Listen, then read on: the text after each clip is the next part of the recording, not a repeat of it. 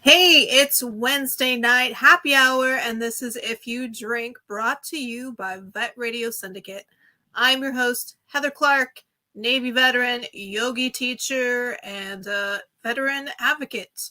And this is Vet Week. This is the week that you guys get to come on camera, come on in the comments, hang out with me, have a drink. This week, I usually do a little bit of wrap up of my week. This week, I've been hanging out at the beach a lot. In fact, I've been hanging out at the beach pretty much for the last month since my daughter visited. But I went down to St. Petersburg because I'd been to Clearwater many times, but I had never been as far as St. Petersburg, and stayed at this really cool hotel right on the beach. And it was really nice because there wasn't a whole lot of people around like there is in downtown Clearwater, because that can get, it makes me a little anxious, to drive around all those people and to deal with all those people and pay $40 or $50 for parking is just ridiculous. And so it was nice to kind of have like a more chill beach vibe. The next day I actually went out to Sunday brunch and had absolutely one of the best brunches I've had in a long time. I used to go to an Italian restaurant for Sunday brunch years ago when I lived in Albuquerque. I hadn't done that for a long time, and I had made reservations actually go to this place called Stella's, and they had such a long wait. I was like, oh, I'm going to go on a walk, and check back in. Hey, how's it going? Nice. We love Texas. Texas is our biggest viewers, so we love Texas. And actually, you should listen to the song Texas by Chris Turner. It's a pretty cool song about how cool it is to Texas and that everybody wants to move there. But yeah, had some amazing food because I came across this really cool looking Italian restaurant that actually took up 2 blocks. And they had Sunday brunch, and I had antamiso pasta, and it was just fantastic. So I had a really great time. Hung out with the man for a little bit, got some yoga on. I've been trying to get my boyfriend to do yoga for a while, and he's always been very open to it, but we only get to see each other every couple months, and we're always busy running around kind of trying to catch up, from not seeing each other. But this time I bought him a yoga mat. I was like, we're doing yoga. So he's like, cool, let's do it. Big old Marine. Man, I was so proud of him. Very first time doing yoga, he did amazing. I just kept looking at him because I couldn't believe how well he was doing. So kudos to him. Even Marines do yoga. In fact, Marines do yoga, I would say, more than any other veteran that I've ever met. Most of the veteran yoga teachers I know are actually Marines. So anybody else is questioning it, it's awesome. And I and George Pardos have designed a way for everybody of any physical level to actually do yoga. That's coming out soon in a inpatient rehabilitation center here in Florida called Mending Fences. We're going to be starting that pilot program to test this whole thing out here, hopefully in about a month. And I'm going to be moving to horse country for 3 to 6 months, teaching vets yoga at this beautiful horse ranch. And I'm really, really excited. So what else we got going on? So resolutions, I was doing so good. And then, went and hung out at the beautiful beach, and there was like amazing food and drinks. And so I kind of fell off a little bit of my resolutions, but I'm back on track tomorrow. And in fact, I've been looking into this thing called Intermittent Fasting. I don't know if anybody's heard of this. So I grew up Mormon. I'm not a practicing Mormon, but I grew up Mormon, and it was a traditional thing for us to fast at least once a month for 24 hours as like no food, no water, nothing. And so I did not enjoy that as a kid. I didn't really understand why we were doing it. And so I've never really liked fasting. And I also had hyperglycemia from my first pregnancy that stuck around even after I had my daughter. And so if I didn't eat 3 meals a day and a couple snacks, I would be shaking. So I could never even try fasting before. But for some reason, a couple years ago, it just stopped. So I've tried fasting a couple times in the last, I would say 2 weeks or so. And I did a little bit of research on it because I don't want to just like jump into this new fad thing. But it actually looks like it has some pretty good benefits for your physiology, and it actually does your body good to occasionally do fasting. And I always feel really good, actually. My mind seems to be a little bit more clear. I feel lighter, of course, and just more energy, which is strange to me, but it actually works. So that's kind of a new thing I'm doing.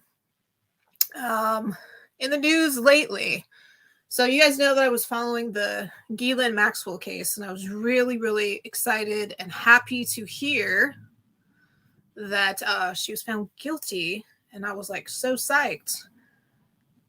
And sorry, I'm just reading some of these comments, not really understanding what this one is, but anyway, so I was really excited to hear that there was a guilty verdict for this. What I saw today made me furious when I saw this headline, and I saw it on a couple different news stations.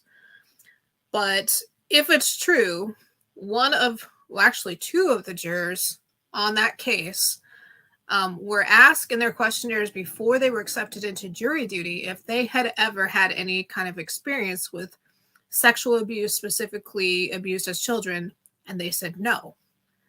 Turns out they actually did. And they used their personal experience to influence the jury, to kind of like tell them why these victims may have memory lapses and not remember everything. And then they went public after the trial and said that they had been victims and said that they had said this in the jury box. And I'm thinking to myself, you have got to be shitting me. Like, either these people are complete morons, not knowing that, of course, this is going to possibly cause a retrial. I mean, they would have every legal justification to cause retrial after this came out, that two jurors basically lied to get on the jury, and then they influenced the decision. Or, I'm kind of I'm getting to be more of a conspiracy theorist as I grow older. And I'm thinking, man, after all the shit that Epstein got away with, maybe those jurors were planted. And they did this so that they could get a retrial. That's kind of the second thing that popped into my head. So I was pretty furious when I saw that. Mistrial. Yeah, I thought that mistrial was when the trial was still going on. Correct me if I'm wrong. I don't know. I'm not a lawyer. But they said today that they're possibly filing a motion to have her tried again. And like I said, they have every legal right to. These people are either morons, and they're trying to get famous off of a horrific case. I mean, to me, that makes them just as bad as the abusers that they're trying to get their 15 minutes of fame off of children getting hurt. That's just bullshit. So we got a couple here. Yeah, Eugene. I guess it was shaking my head, and at first I thought maybe it's just like people are talking, and then another story came up from another news station saying the same thing, and I was like, ugh. It's like, of all the trials for that to happen to. Yeah, absolutely. You can't do that stuff, as much as you want to. If you accept a position on a jury, you have to abide by the law. Whether they're guilty of sin or not, we cannot let the judicial system be influenced like that. It's created in such a way that I know that it doesn't always work, but it's created in such a way that we have to abide by it. Because if we're making up our own rules along the way, it's not just people that are guilty getting out. We could put someone that's innocent in prison too, which we have. So if you're going to accept that responsibility, don't fuck it up. Especially don't fuck up freaking human trafficking worldwide ring of children all over the world getting sexually abused. Like, what the fuck is wrong with you? I'm sorry, but I'm like really, really hot about this. This really, really pisses me off that they did this.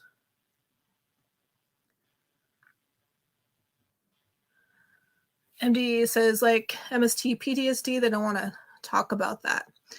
Yeah, the fact that they just kind of brought it up so blatantly, both of the jurors, you know, a lot of people don't want to talk about it. And as a victim myself, you do kind of have memory lapses. And I understand the need that you'd probably want to explain this is why, but you can't do that.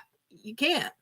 You shouldn't have been in the jury if you thought that you were going to have any bias or that you could possibly influence the decision making. You have to go by what the law is and by what, you know, the regulations and everything they give you, that you have to abide with a jury member. And it breaks my heart that all this time, for decades, we're going on about 3 decades now, we've been trying to nail this guy's ass and all the people that were complicit in helping him, and this just happened.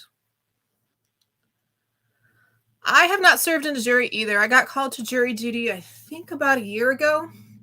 And I was going through therapy again for PTSD and suicidal ideations, and I was not in a state to be stuck in a room with a jury. And I actually had to get a medical exemption for that.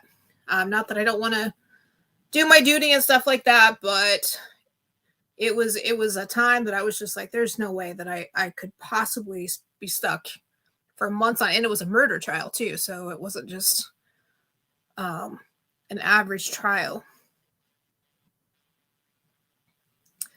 Gretchen on high, yes. Yeah, I can imagine, Eugene, because it is kind of bullshit. I mean, they'll be like, well, you can't go to work. You have to come here every day. And sometimes they're only paying like $5 or $15 per diem a day, and they're going to feed you. Sometimes those trials last for months and months and months. Basically, you could bankrupt somebody. I mean, does their job legally have to take them back? Yeah. But what are you supposed to do for money in the meantime? It's just, I don't agree with the way that is set up for jurors at all financially.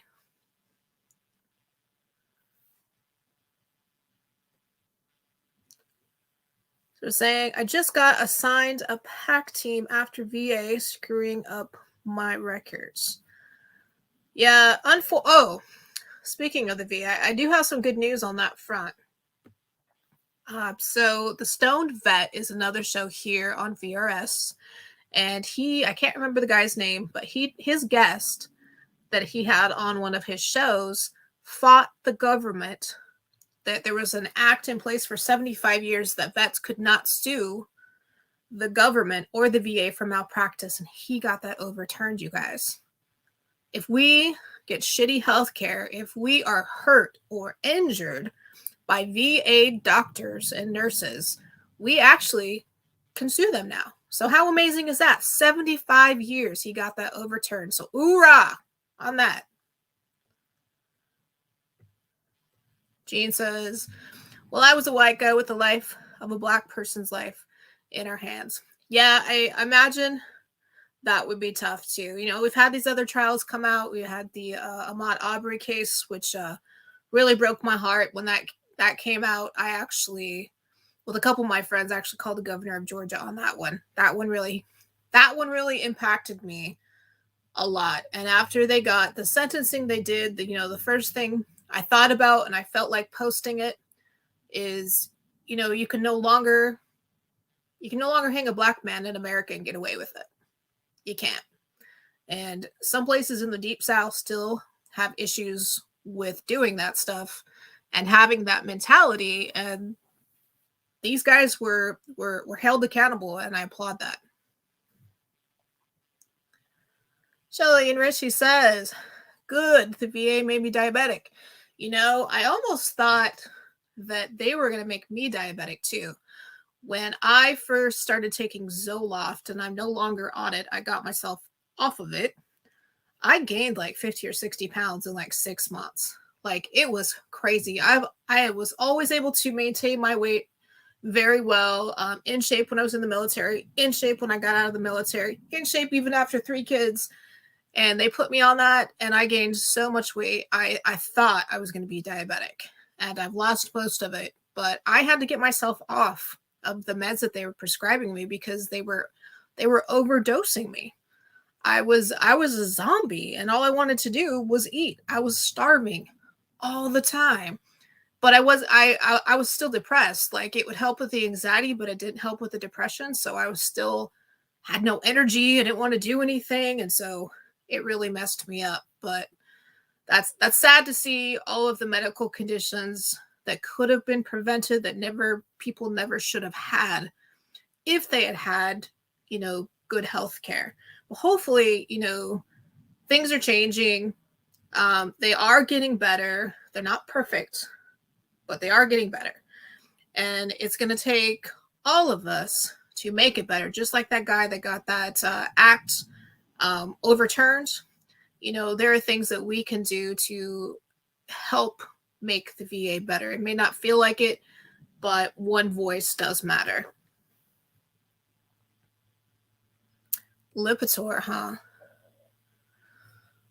Yeah, the crazy thing about pharmaceuticals, I've had this conversation, well, quite a few times now, keeps coming up because I really kind of consider pharmaceuticals crooks. Did you guys know that in other countries, they're not allowed to have any kind of commercials on any kind of drugs at all? We in America have them all the time. And in fact, there was a family, I can't remember what their name is, but they owned one of the bigger pharmaceutical companies. They, I guess, had a whistleblower that said they had a business plan to get the country hooked on opiates. And then the other part of the business plan, part 2, was to make the drug that would bring them off the opiates. So they were like double dipping. So they literally had a business plan to get America addicted to drugs. And they were actually held accountable. The whole family was held accountable in court, thank God. But these pharmaceutical companies, other countries, you get the same thing for like $7, and here they'll jack it up to like $700 a pill. I have friends that have $1 million hospital bills from staying in the hospital, from all the meds that they have to take, life-changing stuff, And there was a guy that came in from Europe to a hospital, and I think he had gotten a minor car accident or something, and they actually asked him, well, you can basically have this level, we'll do this for you. Or if you want the full thing and you want scans and x-rays and everything like that, we can do that. He's like, and he just looked at him, he's like, well, why would I have to choose? Like, they've jacked up the prices so much that nobody can afford it. And it's just gotten completely out of hand. Oh, thank you. Thanks, Shelly and Rich. So, see what else I got here going on. My son's coming out hopefully next week. Cross your fingers. He's actually stuck up in Seattle. He was supposed to come out the first of the year, and they got that storm. It snowed when I lived there occasionally, but they got hit with a storm that made all the roads icy. Nobody could drive on it. But he's supposed to be coming out here to Florida to move. So it's going to be really nice having family out here. Even though he's going to be in the Key West area, it's a little bit of a drive, but that just gives me a great excuse to go down to the Keys, right? And have a place to stay. So he's my little mini-me. He was on the show back in October. Hopefully I'll be able to bring him on again. He really is. My children are very wise beyond their years. I was very impressed when he came on my show and was talking about mental health and things you could do. And even my 17-year-old says stuff to me that I'm sometimes like, oh, you know what? You're right. And over the years, I've learned to listen to my kids because I used to be very authoritative in parenting. Like, just like the military, you do this exactly what I say, the way that I say it, and when I say it. And as I went along, and the more psychology classes I took, and the more I got into, like yoga and stuff, I chilled out immensely. And now I let my children, even though I'm still, top tier, I have open conversations with them about things, and I listen to them. I don't always agree. I don't let them do whatever they want, but I try to be a little bit more open to hear what their opinions are and to guide them if I think they're really kind of getting off track. And I will present them with, this is why I'm saying this. Like, I'm not just saying this so you agree with me. This is why I'm saying this. This is a research I saw on this or something like that. But I learned to be a little bit more chill. And even with chores and stuff with my youngest, I was like, you know what? I'm not going to be nagging your ass all day to get this done. You have until 7 o'clock tonight to get your list done. And you can do it anytime between now and 7 o'clock. And as long as you get it done, we're cool. And my youngest kept being late for first period because she was having a hard time trying to find parking. And her dad was just getting on her ass about it. And he was like texting me about it. She won't listen to me because he gets like really defensive and angry when he talks to her. And I'm like, she doesn't listen. She's the type of kid who doesn't listen when you yell at her. She just like, all my kids do that, like tune out. And so I talked to her and I was like, hey, I'm not going to nag you about this, but maybe just try to leave 10 minutes earlier so you get a parking spot. I'm like, this is a really easy fix, right? She's like, yeah, you're right. It is an easy thing to fix. I'm like, easy fix, you fix it. He gets off your ass. Everybody's happy. And she's like, yeah, you're right. So I feel like I have a pretty good relationship with my kids now that I can kind of talk to them and let them know that their voices are heard. I'm not always going to agree with it, but I'm listening to them. And I think that has made a huge, huge difference in our communication and our relationships. So anything exciting happening in anybody's life this week? Any cool stuff going on? I got some pretty cool stuff coming out. I keep waiting for the announcement, but every week things take time. You got all this exciting stuff. Things take longer sometimes than I would like them to, but I'll get really excited when we can actually announce it. And I actually have some pretty cool stuff coming out with music. Had Chris Turner on last week, my buddy Chris Turner, the guy that this whole podcast is after, his song If You Drink. He was talking about his new album and his it's a reflection concept. And lucky me, I got to hear the new song Cowboy Like That when they first wrote it.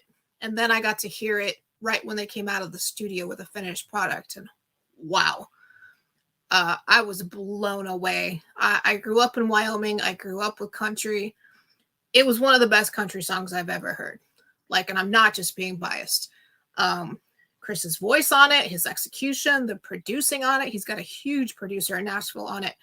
Everything on that song was absolutely flawless. As soon as I heard it, I told him this has to be on the rodeo circuit. This is going to be a number one hit. And then he just finished the whole album. That was the first song I recorded. Finished recording the whole album, and it's going to be coming out this spring, and it's going to be phenomenal. And next week, I actually have Tony Turner coming on. No relation to Chris. But he's another vet. He's a cool guy. He's a musician that I met in Nashville as well. He has a hit song called Blackwater Shine he put out last fall that's actually been making the circuit around the globe. It's been hitting international charts, and it's a really cool-ass song. But we have something coming up. This past year, I got to hit some really cool historical music spots in Tennessee. Went to the Grand Ole Opry. Haven't been to the Ryman yet. Went to Graceland, and I went to Sun Records in Memphis, Tennessee. And that was one of the coolest things I've ever done. Cool little museum, and then you get into the studio, and you just feel the energy and the vibes from all of some of the most famous musicians in the world. Elvis, Johnny Cash. I mean, all of them, kind of got their start there. And it was just such a cool thing. I talked to the owner at the time about coming back and doing an If You Drink podcast there. Well, then I kind of got talking to a couple other of my musician friends, and I'm like, we should go do a podcast there. We should, we should do some music there. We should record some music in there. So we're looking at hopefully this year, hopefully by the end of the year, recording some, the podcast there, as well as possibly recording some music in Sun Studio. So it's gonna be cool stuff. Beale Street is awesome. Everybody was making fun of me. Oh, you're going to Memphis. Oh my God, Memphis this and Memphis that, and watch out for this. Well, I stayed near Beale Street, and Beale Street kind of reminded me of New Orleans. It was very cool. We went to the BB King bar, had a great band there, and it was just a lot of fun. Great food. Holy crap. We had some absolutely amazing barbecue food. Like I said, I went to Graceland, which is kind of a thing I wanted to check off the list because my mom was a huge Elvis fan. Went to Sun Records and hung out for a while. last time I was in Nashville is when I got to go to the Johnny Cash Museum. This is my new Johnny Cash shirt. I've got about 3 or 4 of them. And then I got to tour the Opry too. So the Opry was really cool. My goal this year really is to get to an Opry show, though. I love the Opry ever since I was a little kid. Big hee-haw fan right here, man. I even had the hee-haw overalls, man. We watched it every Sunday night. It was a staple in our house. Got to see where they filmed hee-haw.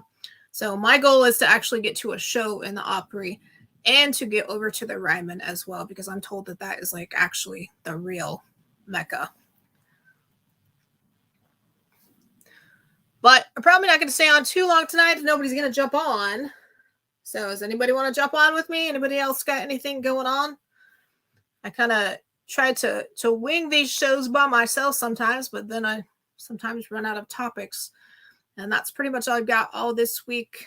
I'm just continuing to work on some cool yoga sequences this week with knives. And what else I got going on? I've got a couple other business deals going on. Pretty excited about. Business is not something I ever thought I would ever be in. In fact, I told a friend years ago, I wish I had a business mind and I would get into my own business as well. And it came to a point where I was working for the federal government where I was miserable, absolutely miserable. I was sitting in traffic, almost an hour each way. I was going to a job that I absolutely hated. I hated being in an office. I hated dealing with people that were bitching all day. I hated doing paperwork. And finally I was like, you know what? I think I want to go do this yoga thing. And everybody thought that I was crazy. They're like, what do you mean? You're going to give up a government job with benefits? And hey, Trag, how's it going? So this is Trag. He's old school VRS and dropped in, and he was going to drop in tonight to hang out with us. But I didn't get him a message in time. My messenger has been down. Facebook Messenger, I don't know what it is. I try to go on it, and it just like spins, and then it logs me out. And then I have to uninstall it and reinstall it. And it'll work for like a minute, and then it'll freeze up again. So I just finally gave up. But hold on, Treg. I guess it might help if I actually put the link in the comment section for someone to come on. So hit that link down below. That should bring you into the green room. But I can't even remember what I was talking about. Oh, quitting my government job. Everybody thought I was crazy. When you go to get a job with the VA, they really push you hard to get into these federal jobs, which I understand why they do. It just wasn't my thing. My mom did. I was an executive assistant. I was a legal examiner. My mom did that work and she loved it. I just didn't love it. And I didn't like answering to anybody. I didn't like having a boss. And so I just got to a certain point where I was like, I have no idea what I'm going to do, but I'll figure it out. And it's taken years to figure out. But yeah, finally, I'm going to have a couple of companies. And they, are going to be successful companies where I'm going to be just fine. And I made some good real estate deals and traveled the country and had a grand old time this last year. Are you able to hit that link, Chris? I posted a link in the comment section. So if you hit that link in the comment section on any of those pages, then it will put you into the green room. Facebook user says, I am at that point right now. I think a lot of vets, that's why a lot of vets work for themselves, is because they really get tired. Because civilians just don't understand. Things don't work. Even in the federal government, they don't work like the military. They're all over the place. It used to drive me absolutely crazy. There, it worked. Hey, how's it going? Hey, what's up? Oh, not much. I'm just sitting here babbling. Yeah, you kind of are. I was like, oh, no babble. So what's been going on? You're out of Texas, right? Yeah, I'm in Austin. Yeah. Oh, Nice. My son is actually So out stopping there. I'm bald, so I'm wearing a hat.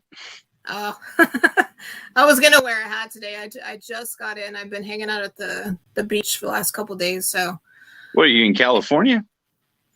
Florida. Same thing. Not the same thing. I'm sorry. It's a little different. Nicer beaches, a little more patriots here than in California. Yeah. So how in the hell did you know who the hell I was? I was on a podcast with you a couple months ago. Really? And then I hear stories. Yeah, there are definitely stories. Yeah, there are definitely stories. I actually used to be a part owner of VRS. Actually. Oh, nice. Yeah, it was before even before what the fuck's his name? Sorry, cussing. Tom. Before Tom, I used to be part owner of VRS. Yeah. With Dan? Yeah. Dan lives here. Dan lives about an hour away from me. Yeah, I haven't seen him. He lives in in San Antonio. Yeah, I haven't seen him, and man, I don't even know when the last time I saw him. Was at a hike, I think, last year. You know, like I was like, you said my name, and I was like, who is this girl? Like, who is she? Like, I have no clue who you are. Yeah, I think I was on the bar with Minnie. Oh yeah. And I think you might have popped in one night when I was on there. I've popped in a few times. Yeah. So I think that's where it was. But yeah, I'm one of the new podcast hosts. Came out like what's your show called? It's called If You Drink. It's after my friend is a Marine veteran and country music artist in Nashville. Yeah. And he did a show, or someone wrote a song called If You Drink after an old Irish saying. And so he kind of took that concept, and he's buddies with Randy Couture. Really? Randy came out and directed the music video. So Randy's actually the veteran in the video. Randy Couture? Yeah. Damn, that's fucking cool. He's an Army vet. I had no idea. I did not know that. I did not know that. Yeah. So they did the video, and it was basically a vet that had PTSD, and he was drinking, and he's drinking by himself, and he found a VFW and pulled up and had a drink. So the song's like, if you drink, don't drink by yourself. Come hang out with your brothers and sisters and have a drink with us. So,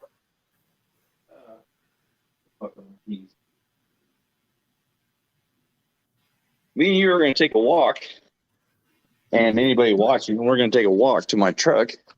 All right. Because I need my earbuds. You're kind of like it's hard to hear you. Is it? Yeah, it is. You're kind of quiet. I have my volume all the way up too. Let me turn mine up. Oh shit! I got to turn my light on. My light used to shut off on its own, and lately, like, it won't shut off unless I turn the light off. So it's weird. Somebody's barbecuing. I love Texas, man. I fucking love Texas. Oh yeah, lots of great barbecue there. I can smell it. Yeah, I bought 3 or 4 mics now, and I cannot get them. I can't get them to work with this brand new computer I bought that's supposed to be like top of the line computer. You're like the most. Hold on, I'm gonna use you as a light. All right, here we go. Oh shit! I need to call this guy back. I'll call him back later. So I'm making where do you live? Right outside of Tampa. Tampa? Tampa. What the hell are you doing in Tampa? I came here because I wanted to be back by the ocean for a while, and California was out of the question, so this was the next best pick. I'm like about 2 hours away from the ocean, from Gulf of Mexico. Yeah. And I love it here. I really do. Like, I love the weather. I don't like, people are pretty fucking judgmental here, I guess. But it's also pretty nice. So, I have tattoos like all over my body, like every fucking where except for my face, obviously. And nobody judges it here. Like everybody has it. Like you go to a job interview, there's like, oh yeah, I own this business, and this motherfucker's like tatted up from head to toe. He's like, I own this business, you know. That's kind of the new norm, I think now. Yeah.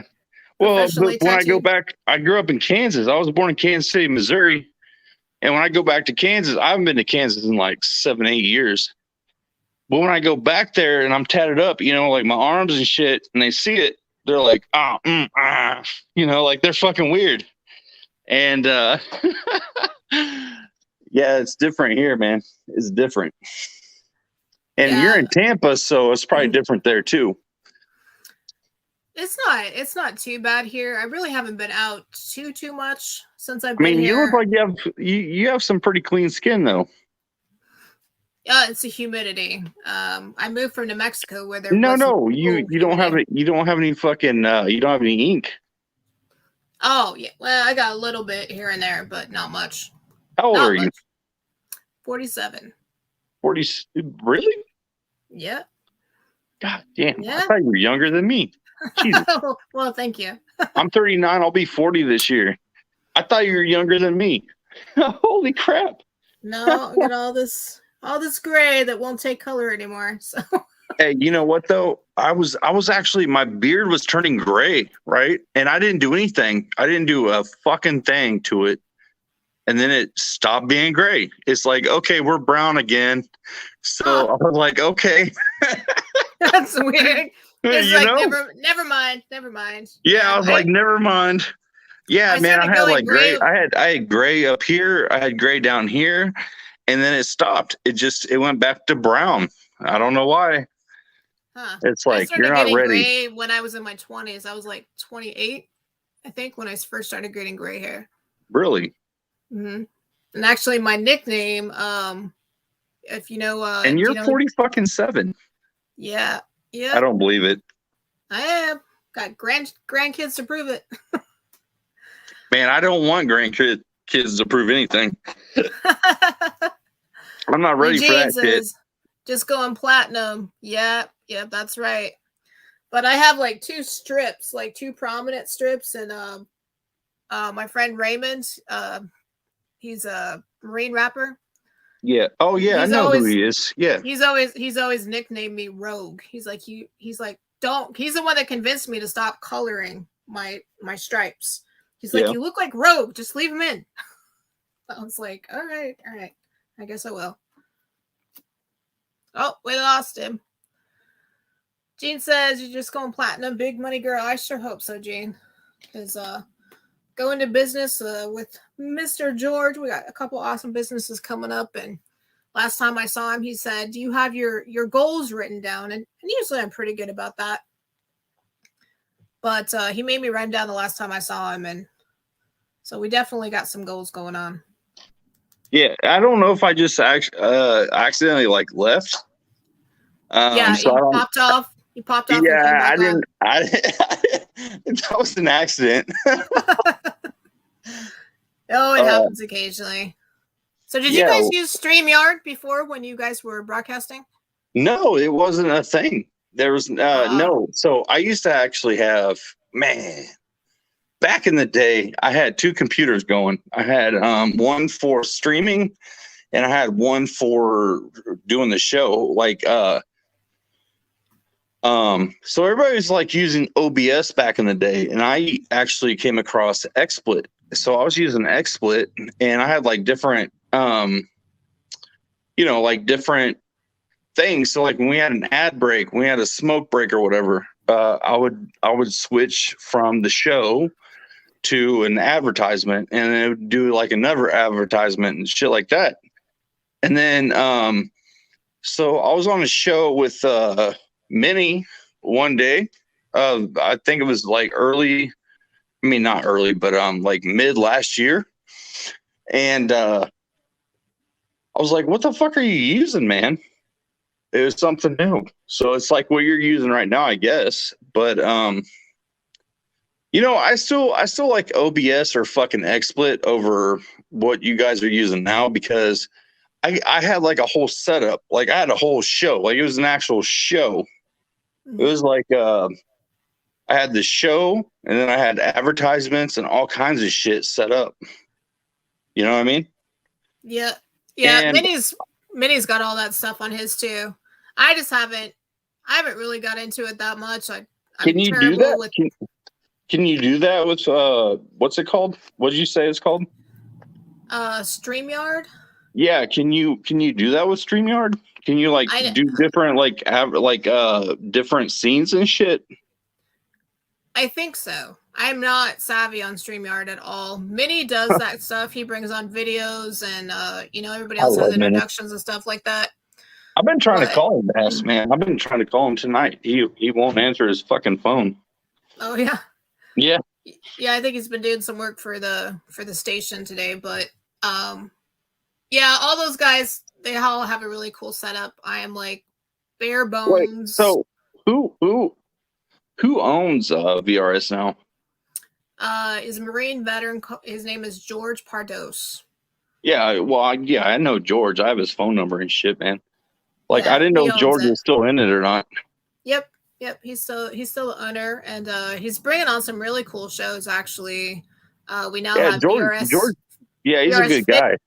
Yeah, we got VRS Fitness from an MMA fighter out of Australia starting. We got Coffee. Yeah, Coffee with Coaches, which is going to bring on a bunch of professional athletes and veterans to have coffee. Fuck yeah. And Matt Brown, the fighter Matt Brown, the Immortal. Yeah. They're having in his gym. Yeah, because George he was the assistant head coach of Ohio State Wrestling, and he also UFC coach. So yeah, I knew George did a lot of shit. You said George was a UFC coach? Yeah, and I didn't know that. Yeah, assistant wrestling coach at Ohio State. So now I've always known not to mess with George. I've always known that. You know, the guys are always scared of him. I mean, I did some years of Muay Thai. I did kickboxing shit. But I always knew don't mess with George. You know? Yeah. Because he can hurt you. He's been teaching me some of the stuff because we're actually business partners. Yeah, cool, man. Cool.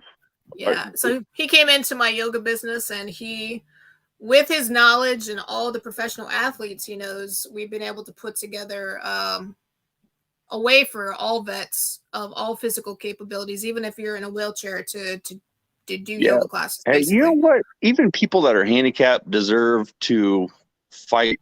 You know, like they. How do I say this? If you're handicapped, you definitely need to fight.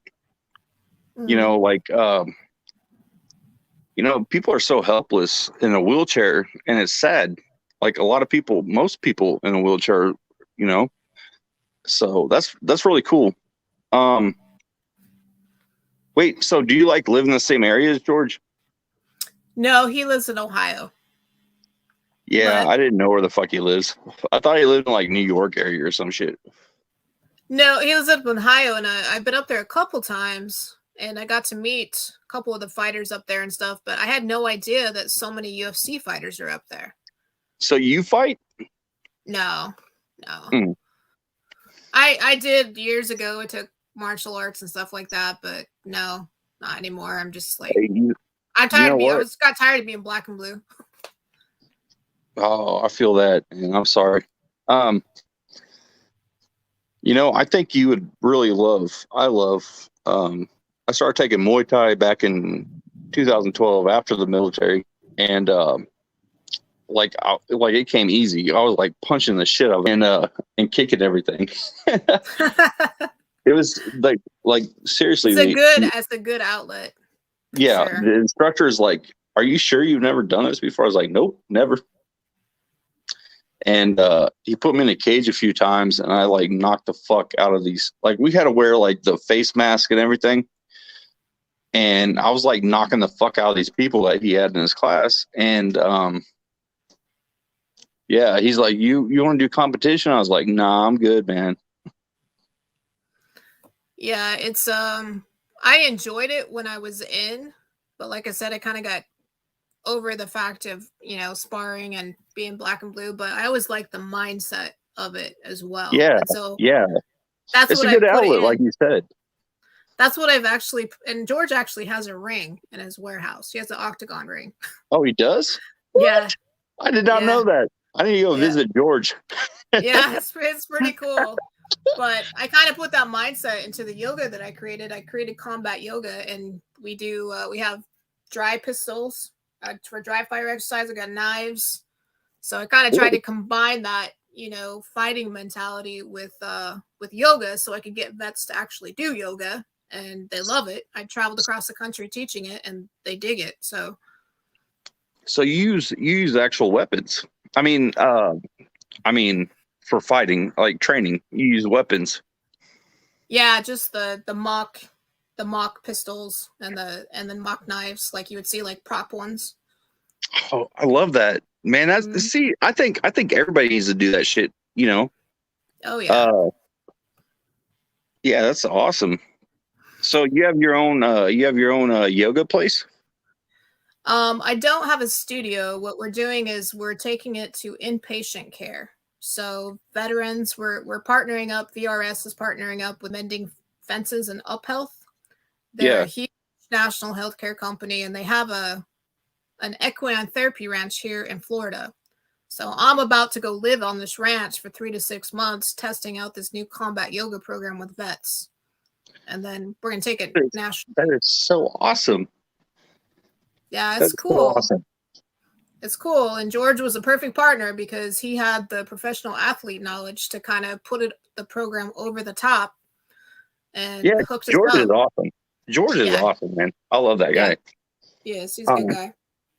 He's He's a very good person. Like, he does a lot of good shit for people that nobody even knows about.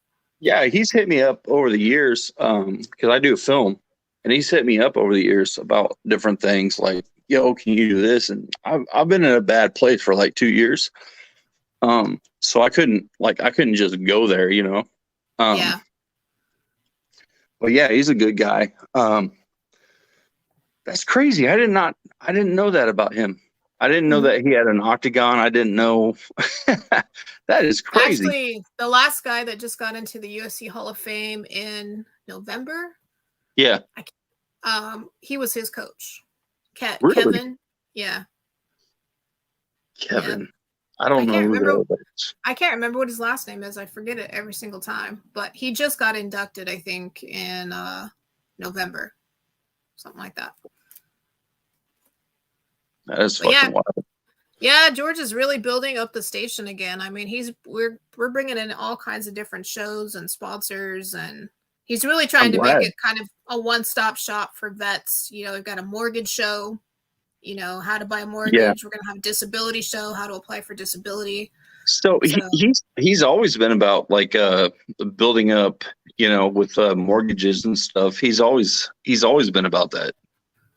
Yeah, with the Warrior Wallet and all that stuff. So he's designed I don't know if he told you about the VRS Heroes program.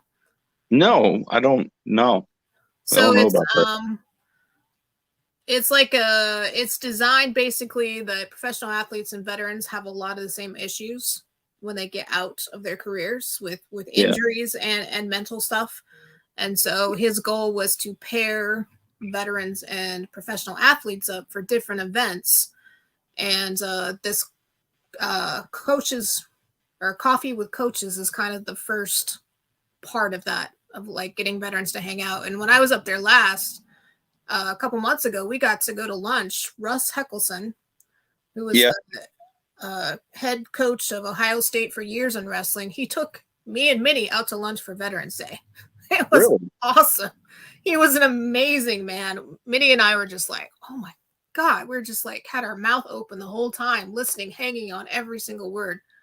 Guys like former Olympian, he was just an incredible person. Damn, I didn't know any of this. So like I was with VRS back in 2016. I started 2 shows, and it was Dan back then, right? Mm-hmm. And then it went to Tom. And during Tom's tenure, me and a few other guys were like, yo, we're going to do our own thing. And Tom did not like that at all. But we did. I went to Savannah, Georgia. Hung out with Eldon. Do you know who Eldon is? Monster. Mm-mm. So Monster was a big part of the show back in the day, or shows, I should say. And we started our own thing. We started what do we call it? I forget what we called it, but we had like a few guys. We all did our own thing. And then George took over. And yeah, George has always been a cool guy, man. He's always been I've always liked George. Yeah, he's an awesome guy. He's helped me out tremendously, and we become really, really good friends. And yeah, he's just he's good people. He's good people to know, and he's very Greek. I mean, you say he's he is the guy in my big fat Greek wedding with the Windex. Hey, you saying that, man? Like he's very Greek. It cracks me up because every single thing he's like, a Greek invented that, right? I'm like, no, they didn't. And he'll Google it, and they did. And I'm like, oh my God. Okay, fine. The Greeks discovered everything. They invented everything. You're right. He's fucking awesome. Yeah. You seem pretty awesome too, though. Oh, thanks. Yeah. I try. I still don't believe that you're 40 fucking. What do you say? 47? 47. I'll be 48. No way, April. Dude. I don't believe it. Yeah. Yep. I don't want to believe it though. I'm old. It's probably true. I'm old. Yep. Lived an exciting life though. Was in the Navy. Also was a Navy spouse, so I was kind of doing double duty. So love the military. What'd you do in the Navy though? I was an intelligence specialist. I was out with SEAL Team 6 in Afghanistan. Shut the fuck up. Really? I was never on a ship. I was always special forces and Navy intelligence. Really? So you did way more than I did then. It was we all did stuff. We all did awesome stuff. No, but I'm saying like you were with SEAL Team 6? Mm-hmm. Like what the fuck? That is fucking crazy. It was amazing. It was an amazing experience. I'll never forget it. I learned so much with them. I got out of it and I was like, I feel like Superman. Like I can do anything. They work their ass off. Especially with your uniform on. I was in civvy, so I got to be a cool kid. What? You were in civvies while you're over there deployed? Mm-hmm. Yep. Oh, I'm so jealous of you. I'm so jealous. It was great because I got there and they're like, here's a clothing allowance. Go to the store and buy some clothes. And the only clothing store they had in Bagram was North Face. So the entire time I was there, I was like a walking advertisement for North Face. So I was, when I was in Iraq, I was a combat engineer and I was a gunner while I was in Iraq. Like I was rocking the 240 Bravo, right? Mm-hmm. And man, we were actually on like CNN and fucking Fox, because they accused us of shooting people that we didn't shoot, right? Oh, yeah. Yeah, I mean, we didn't fucking shoot them. Not those people, anyway. Not those people. And so like they're like they kept us at this base. I was stationed at Talil, Camp Adder, and or Fob Adder, whatever. And so we're like everywhere from South Buka and Basra all the way up north to fucking Balad. And so like these fucking Iraqis tried to shoot us, but they shot their own people. Oh. Yeah. Not surprised to hear that. It was during Ramadan too. Like they shot their own fucking people. And like I watched this fucking dude like flopping in the back of it. Dude, the back of this truck was like it was like nothing but blood and this dude flopping around, right? And they passed our convoy and everybody's calling me right now. That's the guy that just was trying to call me. He's my driver back then. He must have heard it. Yeah, he actually just retired from the Georgia National Guard. He was an E7, but he was a fucking E3 or E4 whenever he was driving the truck. Anyway, yeah, man, we end up on the news, and that's what the fuck I did. We blew shit up, and I drove. I mean, I fucking rocked a gun. So yeah, we had a lot of politics to deal with, and there was one time when we were in the camp that Bergdahl went missing, so we were tasked with finding him. Oh, really? And during that whole fiasco, I think I was up for like a week. Like, it was pretty common for me to be up for 2 days at a time if we go out on mission. I think I was up for 4 days. I slept for 4 hours, and then I was up for another 4 days. It's crazy you guys didn't accidentally shoot him. Yeah. You know what I'm saying? Yeah. But yeah, it was it was hardcore. What's his name? Chelsea Manning. Chelsea Manning. Yeah.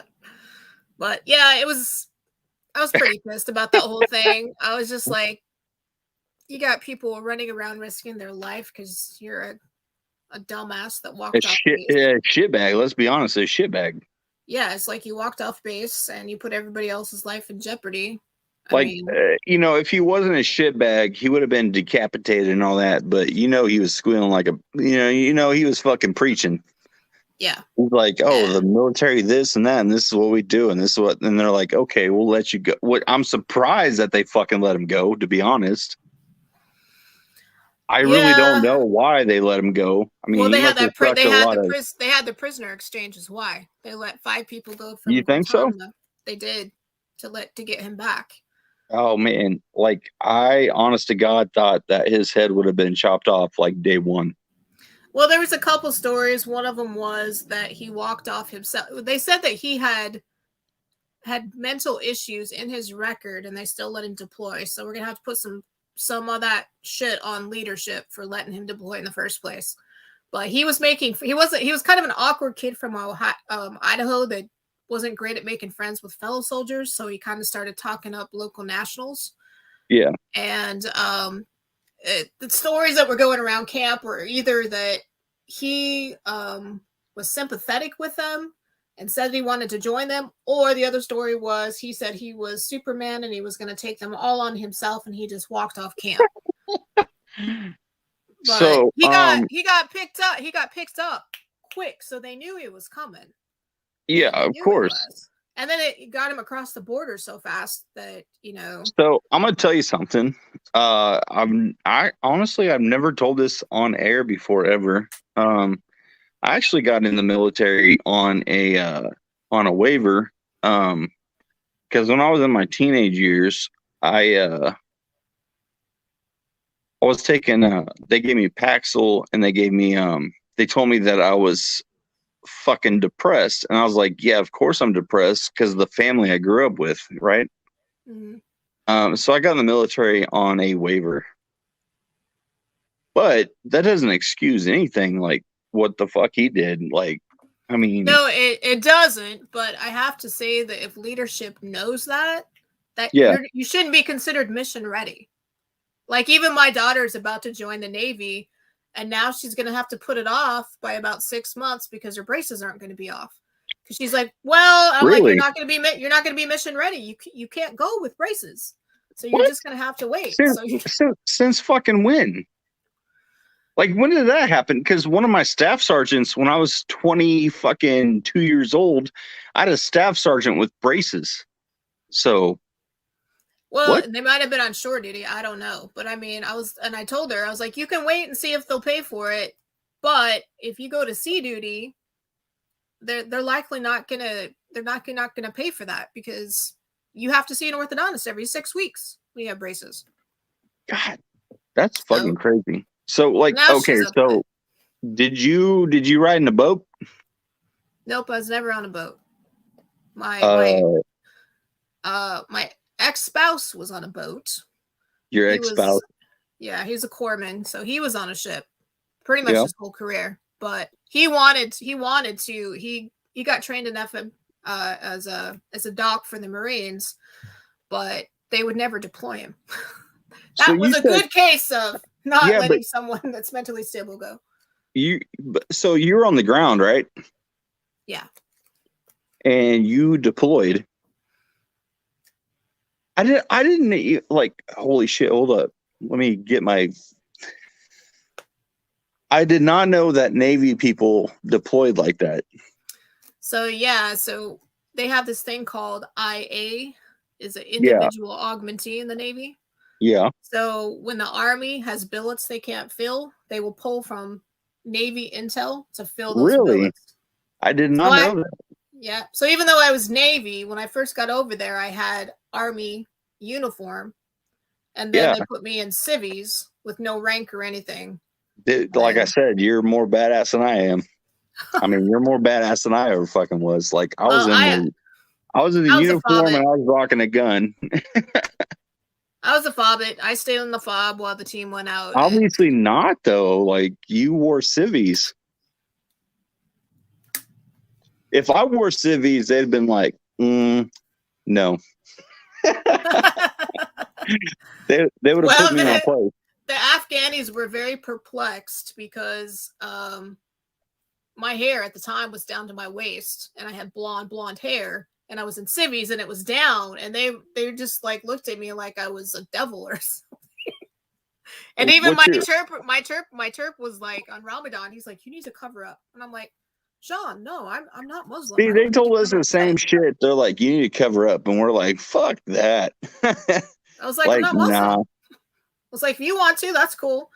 And he was my favorite terp, but he said something to me one time. He was from Pakistan, and he moved to America. And he said, yeah, the only problem I have with moving to America, totally straight face, he's like, I can no longer hit my wife in the face in public. I just was like, are you being serious right now? I swear to God, if a fucking terp told me that while I was there, and knowing myself back then, I was young and I didn't give a shit about anything, I would have straight up knocked that motherfucker out. I would have. I told him that it was, John, that's not okay. He like culturally, they just like, he just didn't get that. Even when I would tell him there's a lot of disabled people in Afghanistan because they interbreed. Yeah. And we would have so many people come in that were special needs or handicapped or like, very small. And I tried to explain to him that's from the interbreeding. And he's like, no. And I'm like, okay, whatever. Best, I guess. Have you ever been to Iraq? No, didn't make it there. Check this shit out. I'll show you in a second. Goddamn, I about had hiccups again.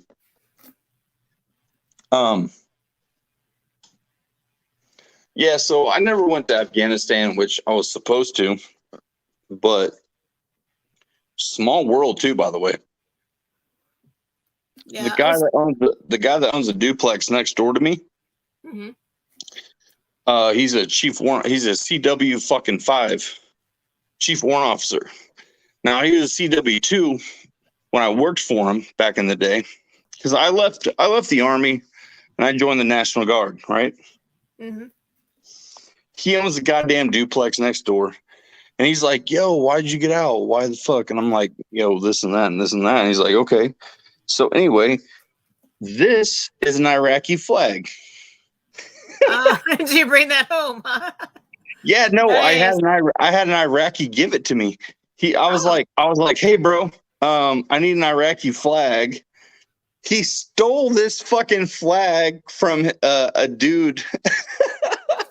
He stole it from a dude like next door. He's like, we're in what was it, Cedar 2. And he's like, all right, I'll be right back. So he ran back with his flag and he threw it in my fucking hands. And this Iraqi was following him. And he's like, blah, blah, blah, whatever the fuck they were saying. And he saw me holding it. And he's like, okay. So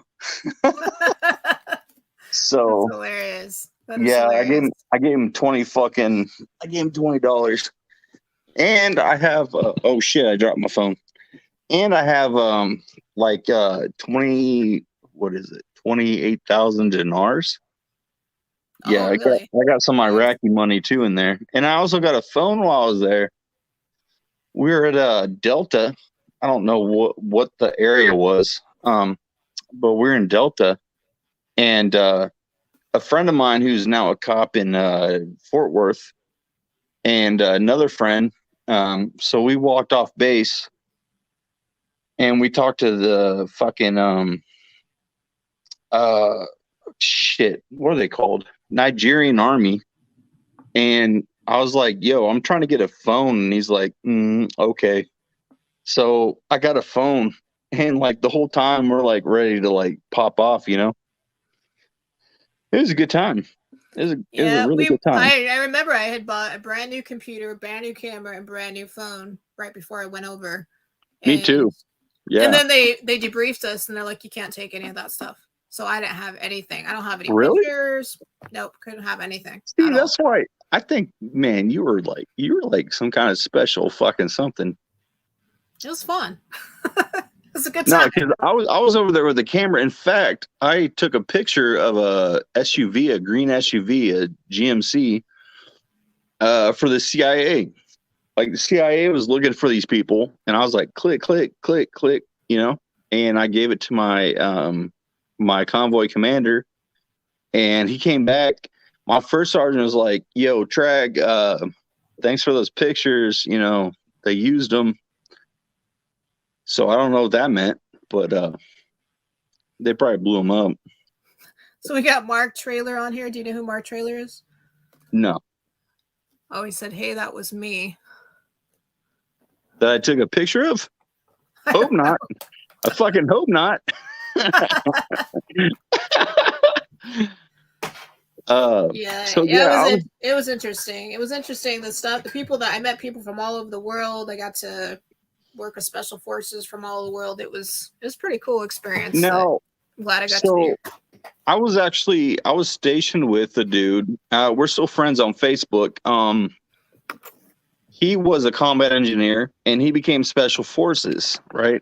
And even like once in a while, like he messages me. He's like, "Hey, bro, what's going on?" I'm like, "You still special forces?" And he's like, "Yep."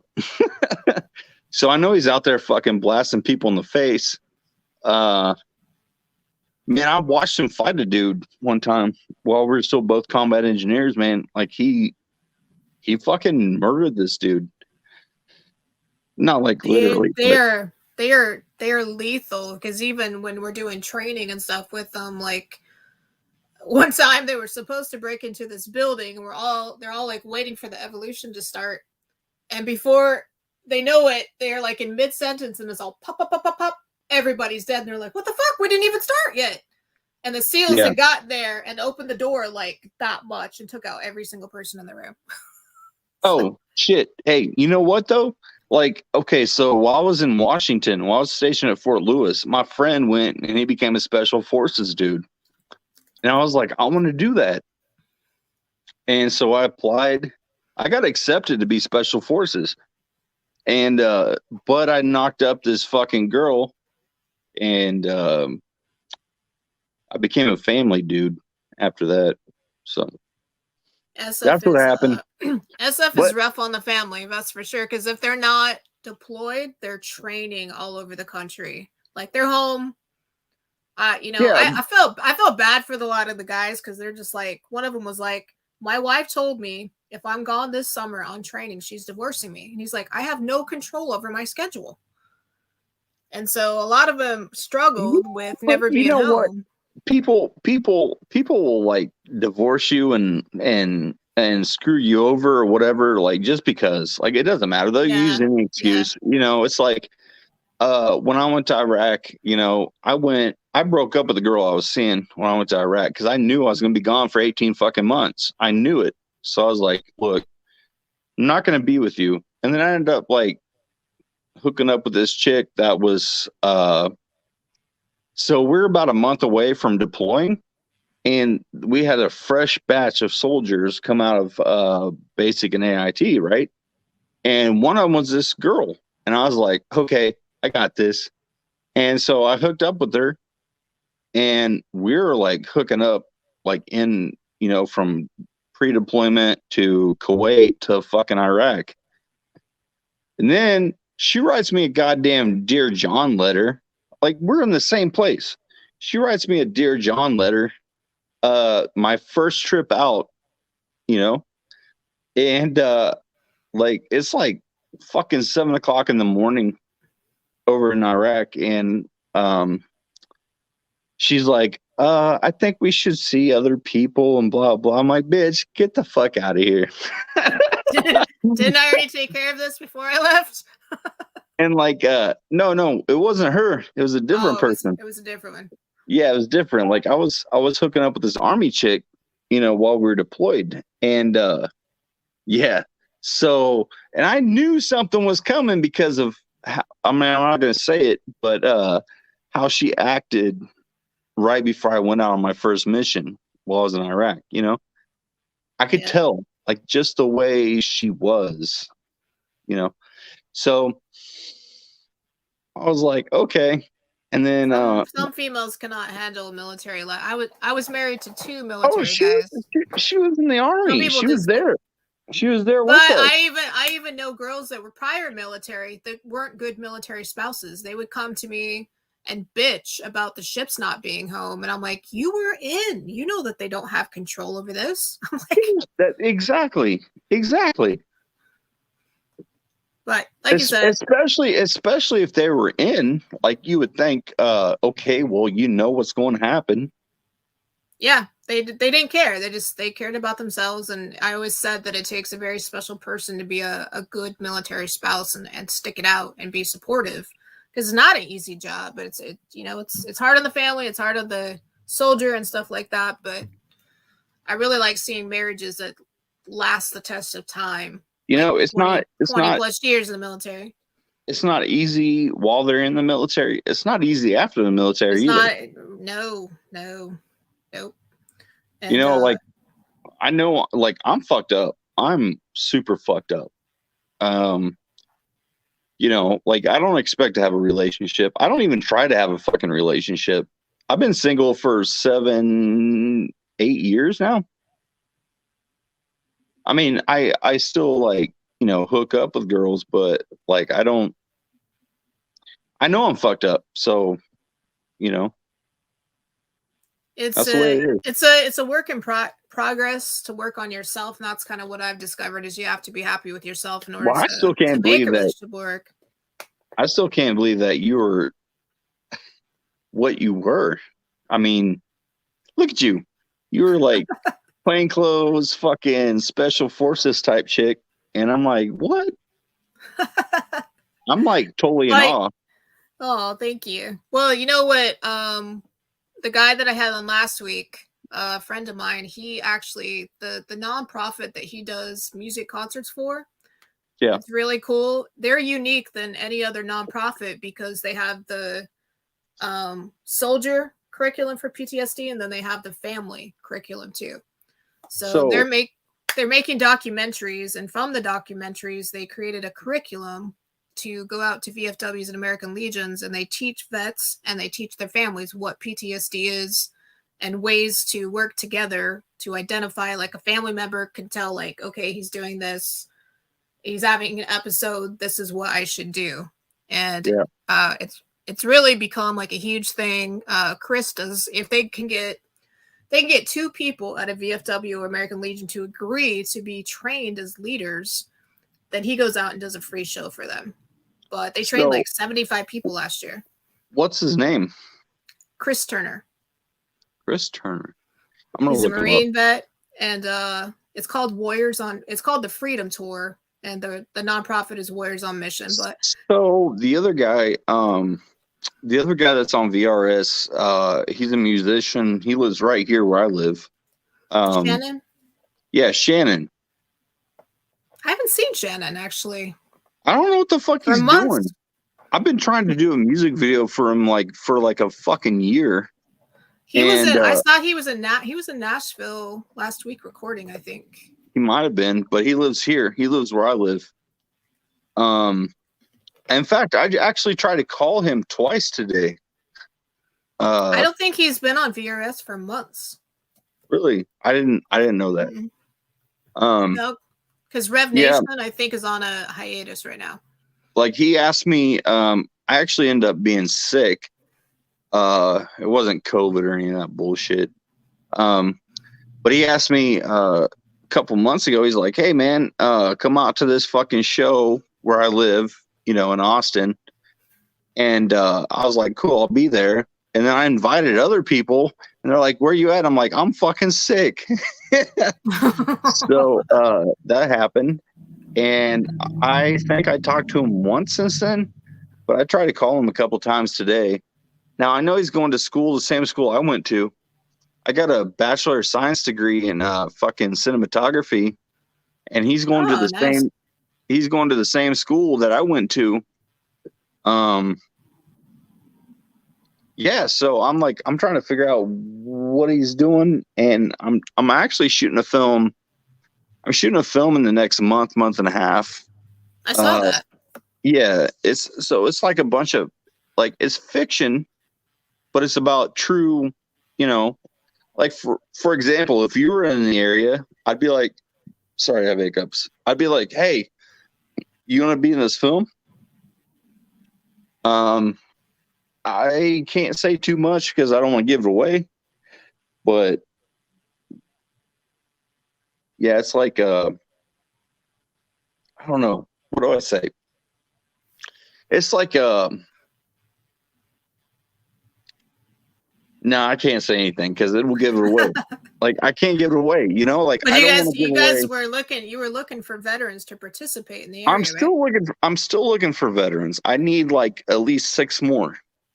And you're in the Austin area.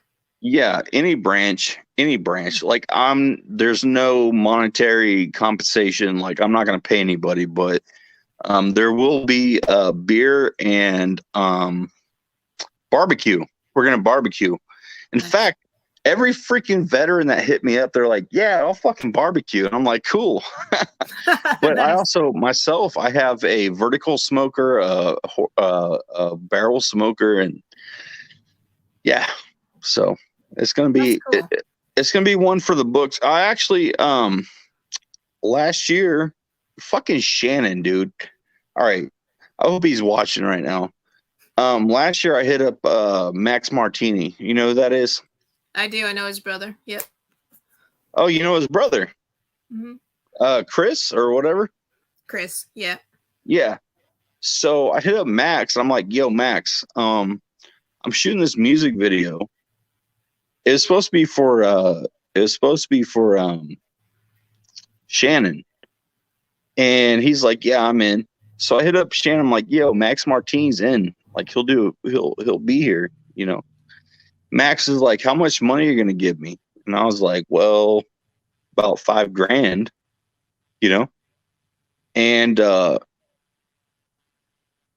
And I didn't hear from fucking Shannon. And I was like, never mind. And I told him, I was like, never mind. And yeah. Well, So that's that was a big miss for him. That would have been cool. yeah, would have. Dude, I think Shannon's like me. Like I'm a big introvert. Like I don't talk to people. I don't deal with people. I really don't. Like doing this right now, like talking to you and shit. That's cool. But I think yeah, it was a big opportunity missed, to be Yeah. honest. Huge opportunity. Yeah. I mean, I still have contact with Max Martini, man. I still have contact with him, but how are you gonna like ask somebody to be in your music video and then don't do it, which is me. I asked him, and like that kind of pulls trust away from, what I'm saying? It makes you look bad. It Yeah. made me look really bad, and Yeah. I was embarrassed as fuck. So, but he did say, he's like, oh, I like this song. He's like, I like this song. So we got that going. Damn. Yeah. Speaking of music, next week, last week I had Chris Turner on, and next week I have Tony Turner on. No relation, but he's Yeah. an Army guy. I think he's out of Alabama. He just had a song pretty much hit the international charts and do really, really well. Fuck So yeah. And then So Chris is making he talked about it a little bit last week. We work together and do a lot of stuff together. And yeah. I don't know if you like country music, but the song that he just came out of the studio is I do. absolutely freaking incredible. I was blown away. I was like, I haven't heard this good of country music since we were Actually, kids. I used to be a guitarist, a guitar player on. I play violin too, by the way, violin, viola. I saw my Oh violin wow. from back in the day in the closet right over here, and all my music. I used to play violin, viola, piano, trumpet, fucking guitar, bass, drums, everything. I used to play it all. Wow, that's I cool. was actually on. I was on Sony Records for a while.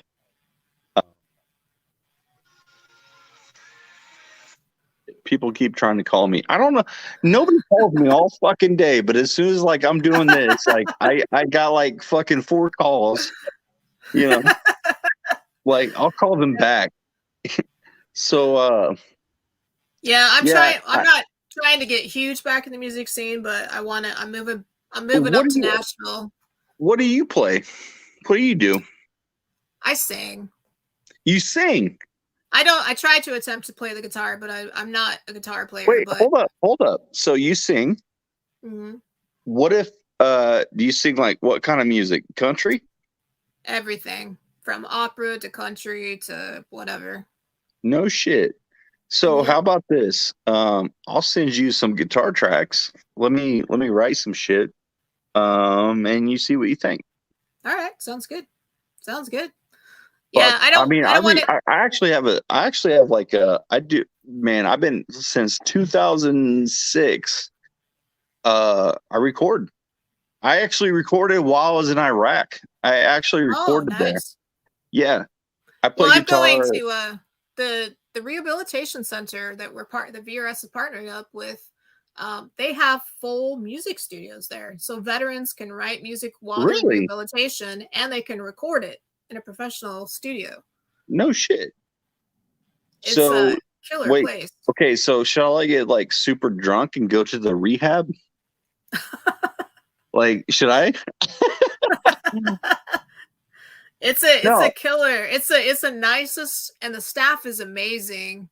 Like I was so impressed with it. It used to be a horse race rehabilitation center, yeah. and they turned it into a human rehabilitation center, but they use the I guess Ocala, Florida is actually the horse racing capital of the world, even Wait, above so aren't Kentucky. you're in Florida, right? Yeah. And then Tennessee, Nashville. So that's probably like a few hours away then, huh? Yeah, I think it's about probably 10 hours away, but I'm moving up there cuz I have a ton of friends up there, my VFW's up there, and I kind Yeah, of want to when you get serious about life, you should move to fucking Texas. Texas is hot.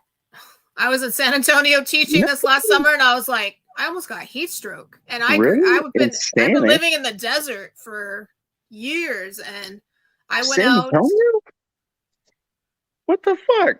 Like I Yeah, live in Austin, like I'm an hour away from San Antonio. Like what? Like that oh I'm my used to God. heat, but that type of heat, I don't know why it hit me hard when I was there. It's dry. It's a dry heat. Yeah, It's I don't know it's not why. like fucking Georgia, man. When I was in Savannah and I was like sweating my balls off and I was like, Hot what and is going humid. on? Yeah, Yeah. humidity. Like even when I grew up in Kansas, it was like humid heat, but like I didn't live there for years. And then I lived in Washington, I lived on the East Coast of South Carolina for a bit, and I lived in Texas and I lived in Georgia. And I'm like, right where I'm at right now is perfect. Like I don't sweat nothing. Like it's fucking perfect. Yeah, I'm not enjoying the humidity here in Florida. And it rains for like 6 months straight here. It's like every day, all day for like 6 months. But I love Nashville. It has 4 seasons. It's got tons of lakes, tons of cool veteran stuff going on up there, and occasional music thing here and there. I'm not like trying to get back into it big time. I really enjoy making music. Oh And yeah, me too. Me too. That's why like I'm excited right now. Like you got me excited because you said you sing and shit and like I'm just I play guitar. So I'm just saying. nice. I'm just I'm saying. always down. In fact, I was just talking to one of my friends because we're getting ready to do a project with Sun Records hopefully this year and take the podcast Uh there and record some music. And I was like, we should do the songwriting session of Sun Records here on live, like so people can see what songwriting looks like. yeah, absolutely. And these days, by the way, these days do not sign a record label. Do not sign a deal. Do it yourself. Do it all of it yourself. Because labels now, I mean, they used to milk people, but now they really fucking milk people. Don't like I said, man, I was on Sony Records. In fact, before I was on Sony, I was actually with Columbia and what the fuck's the other Epic, Columbia and Epic Records with this dude from Australia. This dude from Australia wrote all these songs in California, in LA. He sent me the what is that? I'm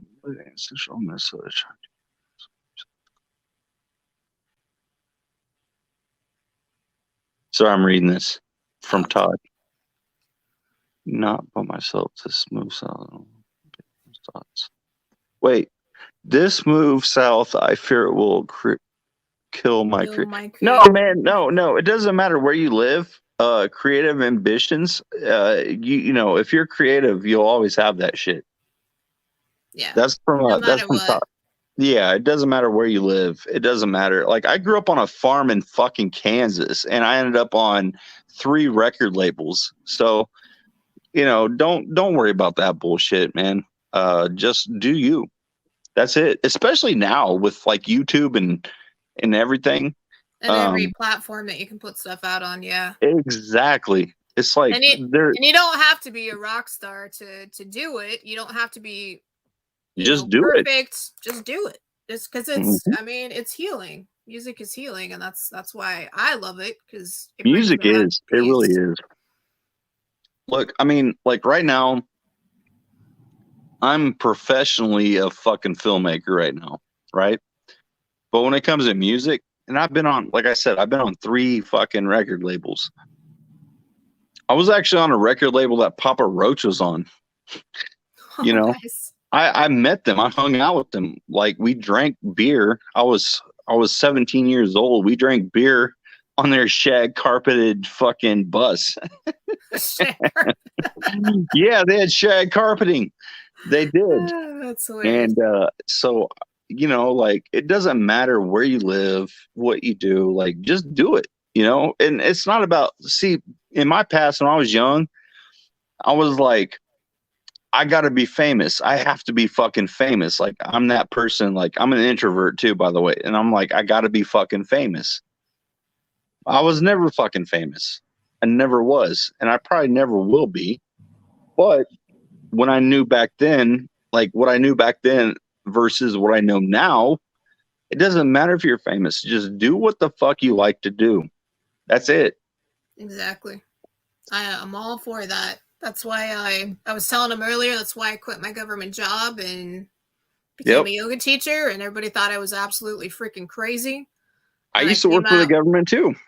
Yeah, I designed this new. I made some good real estate deals. I designed this new combat yoga, and now it's like all it's going national. So I was like, well, who's the crazy one now? I did what I wanted to. I did what I wanted to do in my heart, and I'm not in an office You absolutely know, freaking miserable. this is exactly. And this is fucking America. You can do whatever the fuck you want to do. Whether you flop or not, you might flop. People might flop, but keep going. Keep fucking doing what you want to do because, I mean, I actually used to make money making music. I made money and I didn't have to work a job. And I quit doing that after I had my second kid. And like like now for like the past 4 years, I've been working for myself. I'm not rich. I'm fucking honestly, I've been struggling, but I'm still doing what I want to fucking do, you know? And it's about to That fucking makes pop a off. world of difference. It's Yeah. about to pop off too because I got a Bachelor of Science degree in goddamn cinematography. I just graduated last year. Nice. Congrats. Thank you. And I got a camera. I got a $10,000 camera rig in my fucking room right now. And you know what? People, I first went out and about and I was like, yo, hit me up for ads, whatever. Nobody hit me up. Now people are hitting me up left and fucking right. That's awesome. That's awesome. It's because I do shit different, but you should hit up this filmmaker in Nashville. He owns Stoned Hero Productions in Nashville. Yeah. You remind me a lot of him. I think you guys would get along. His name is Christopher Herod. Just check him out on Facebook. My name's fucking Christopher. I know.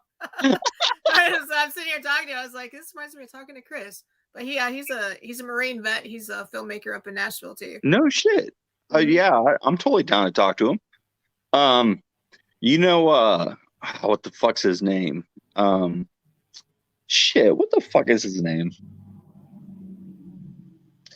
The guy that he raps and he also sings country music. He lives in Nashville. What the fuck is his name? Oh, I know you're talking about. I can't remember what his name is though. I can't believe. See, I'm horrible with names. Like, me too. Like, I don't even know your fucking name. Heather. Heather. Heather. I'll forget that. I'll forget that in like 2 seconds. But what's his name? I don't remember. I know what you're talking about though. God damn! Look at you with your clean arms. Why you should be tatted up. I have tattoos, but I never wanted sleeves. Just wasn't me. No, I got you, man. I'm just fucking with you. I just I swear to Christ though, if you were like sleeve the fuck up, Oh man. You look like you should be though, because you're in the Navy. They have lots of tattoos for sure. You do? I said Navy has lots of tattoos. Oh, I thought you were saying you do. No, Navy. I even went to even when I was in boot camp, one of the guys had tattoos all the way up to his face. So are you like married or something? I am in a relationship. Yes. Nice. We're not married, but yeah, we're my boyfriend's a Marine. He's really? awesome. Yeah. You're dating? No shit. Navy and Marines go together like peanut butter and jelly. Exactly. There you go. They do. There you go. Yeah, we get along great because I'm an introvert and he's an extrovert. So all my Navy friends are dating Marines, and all my Marine friends are like, I don't know what to do with my hands. So that's hilarious. And Air Force, I don't know what the fuck they do. I really don't. I don't know either. I've been I was stationed at Fort Lewis in Washington, and McCord Air Force Base is right up the road. So me and my XO, get this shit. I used to hang out with my lieutenant, my XO. He'd be like, "Yo, Trag, you want to go up to McCord?" And I'm like, "Yup." And so we'd go up there. I actually told a fucking E5. I was an E3 at the time. I told an E5 to jump off the balcony, and he did it. He fucking did it. And I drank his drink. I drank his fucking whole drink. And as he never came off. Yeah, I think he died, but he never came back up. So I was like, "Gulp." That's not good. Nah, well, I mean, back then it was good. But now probably not. He's probably still in that bush, like dead. But so all the crazy stuff you do when you're on deployment. It was shit. I wasn't even deployed. I was my duty station, and this motherfucker. Yeah. So we were like all in civvies, right? So they didn't know my rank. They didn't know I was a fucking PFC. For all they knew, I was a goddamn sergeant major or whatever. And well, definitely not, because I looked young as shit, and I was. But yeah, so we're outside. Me and my lieutenant are outside smoking a cigarette, and this dude, this E5, And the only reason I knew it was an E5 is because he announced it like 20,000 times, right? He's like, I'm a fucking sergeant. I just got my sergeant. I'm a sergeant. And I'm like, cool. He's like, hey, man, you dare me to jump off this fucking balcony? And I was like, yep, do it. Fucking do it. We're only two. We're a second story, right? You know, these Air Force motherfuckers had like apartments and shit. And you probably did too as a Navy, but don't tell me because I'll make fun of you. But these Air Force motherfuckers. We had shitty quarters. Yeah. Same here. So this motherfucker is like, I'm gonna jump off this balcony, and I was like, do it. And he's like, he handed me his like 24-ounce what's it called? Smirnoff Ice. Yeah. And I was like, cool. So he fucking jumps. Nobody hears anything. And then like we just go inside. Like we didn't give a fuck. We just like went inside. I drank his drink. Yeah, it was a good time. And then these Air Force people, 2 women and 1 dude, like the dude was like super gay. Like he was gay as fuck. I mean, like he was Air Force, but he was like, hey, type of dude. You know what I mean? Like I'm not talking shit, but like this guy was gay as fuck. And they all decided to throw down a tarp and throw baby oil all over it. And like they were like wrestling and shit. That was my life before everything. So yeah. Did you guys do that? Good times in the military party, and I have quite a few stories myself. And I think the worst time I was ever drunk and I embarrassed myself is I had been in country for 5 months and hadn't drank anything. And the SEALs had their alcohol flown in, like they had their bar. And so they invited me over for a beer, and Rob O'Neill was out with us, and he started giving me Black Velvet or something, and I started mixing Black Velvet. And then Rob picks me up and throws me over his shoulder and starts spinning me, and I'm like, oh my God, put me down, I'm gonna puke. He got me to the door. I puked all over the SEALs' stairs, their quarters. He took me to their bathroom. I puked all over their bathroom. It was horrible. And then I had to get up. I had to get up the next day and brief the CO, and then the Terps were throwing this huge celebration, this 7-course meal, because my interrogator was getting restationed somewhere else. So we had to go to that. And we were both so freaking hungover. We're trying to hold each other up, like pushing on each other's shoulders. And they kept putting this food in front of us. And I was like, I can't eat that. I'm going to puke. And then they gave us authentic chai tea.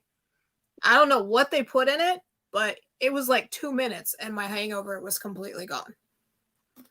It was amazing, but it was a rough day. The very first time I ever drank alcohol in Afghanistan.